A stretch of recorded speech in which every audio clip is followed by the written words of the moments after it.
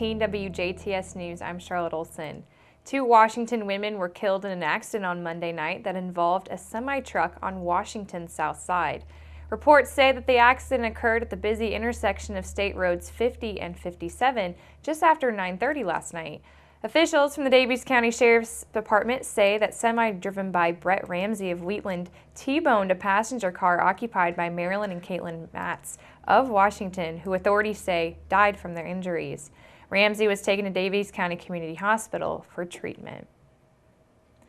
A sports utility vehicle that was reported as stolen on Monday morning in a Jasper neighborhood has officially been found. Monday afternoon, the Jasper Police Department requested the public's help as they attempted to locate a vehicle that they say was stolen from the area of 7th and Anderson Streets. Police say that a black 1997 GMC Jimmy was taken from the location sometime between 7 and 9 a.m. This morning, police reported that the SUV was located in a neighboring county, unoccupied, and that no arrest had been made. Still, anyone with information on this theft is asked to contact the Jasper Police Department at 812-482-2255. Also, police continue to remind the public to be sure to remove keys from your unattended vehicle and to lock the doors at any time the vehicle is parked. A Honeyburg man found passed out in his vehicle in front of a Northside Honeyburg business on Monday night was placed under arrest on alcohol and drug-related charges. Just after 11 o'clock last night, Honeyburg police were called to the parking lot of a business located along the 1700 block of North Main Street. It was in reference to a suspicious vehicle that was parked on the north side of the store, running with its headlights on. Officers made contact with the driver, who was 23-year-old Zachary Reller of Honeyburg, and police say that he had passed out in the driver's seat while the vehicle was in gear and his foot was on the brake. Officers say that they could smell the odor of burnt marijuana coming from the vehicle, and they were able to wake Reller and say once he exited the vehicle, he did appear to be under the influence. A search of the vehicle resulted in a discovery of a small amount of marijuana and also paraphernalia. Officers had Reller perform a field sobriety test, which they say he failed. He was taken to Memorial Hospital in Jasper for a blood draw, which police say tested positive for THC. Reller is facing charges of operating while intoxicated, possession of marijuana, and also possession of paraphernalia. He was lodged in the Dubois County Security Center. A Honeyburg woman was taken into custody on a pair of charges, including leaving the scene and an OWI after she was said to be the driver of a vehicle that left the scene of an accident on Monday evening in Honeyburg. Around 9:30 last night, officers with the police department were called to the 200 block of North Van Buren in reference to a vehicle leaving the scene of a crash. A witness was able to provide police with a description of the vehicle and a license plate number that they say came back to Kitty Biker of Honeyburg. Police later located the suspected vehicle in a field behind her residence.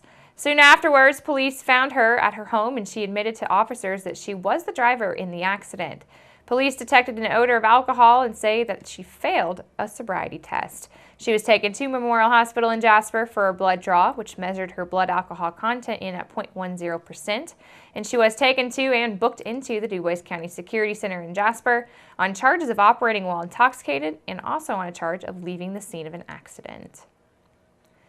Residents of Daviess County lowered their flags at half-staff today in accordance to an order issued Monday by Governor Eric Holcomb.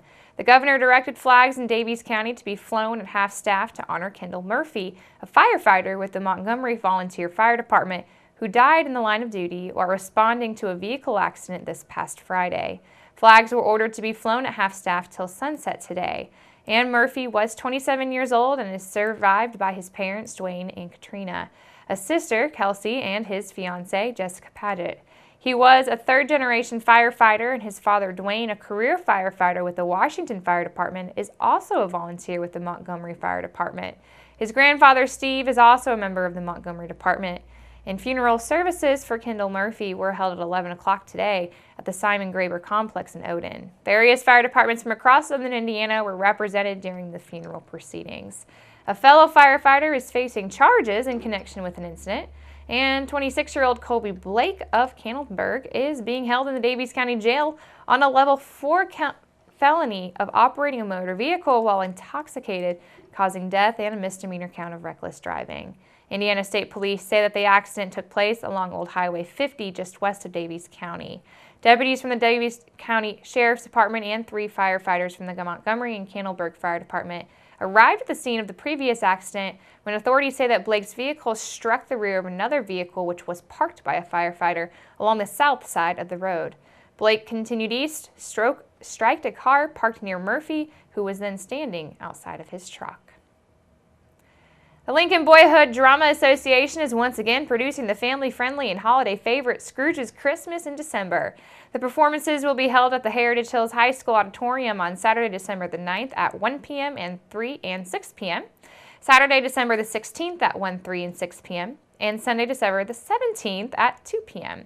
All times are essential and each performance will last an hour.